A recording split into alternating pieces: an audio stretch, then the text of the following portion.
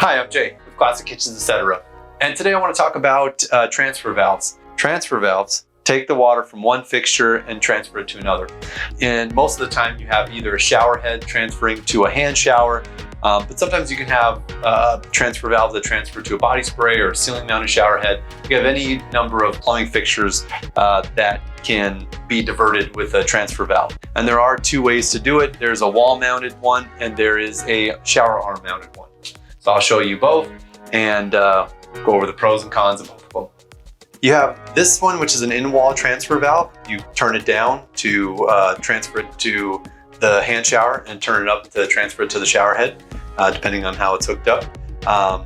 This controls your water temperature and pressure, and then this controls which device is on, or which fixture is on. So you either have your hand shower or your shower head. And then the other way is a shower arm transfer. So instead of having the transfer valve in the wall, like you saw in the shower, this one is actually on the shower arm.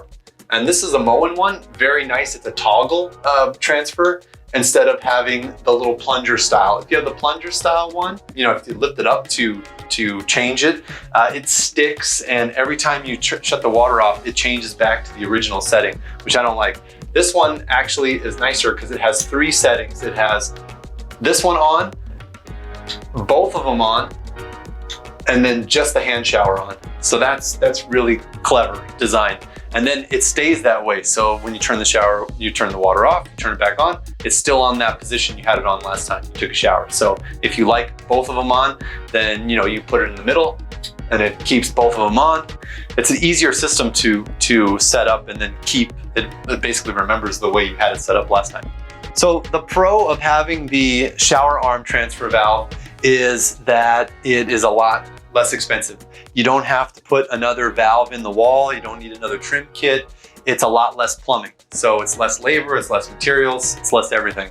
The downside is you do have to reach up to do it. And it doesn't look as fancy as the wall mounted kind. So that's pretty much the only difference. It comes down to cost.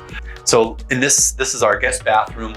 And this one we went with the shower arm transfer valve. And in the master, to have a little more upgraded shower, we went with the wall mounted transfer valve. Thanks for watching, and we'll see you next time.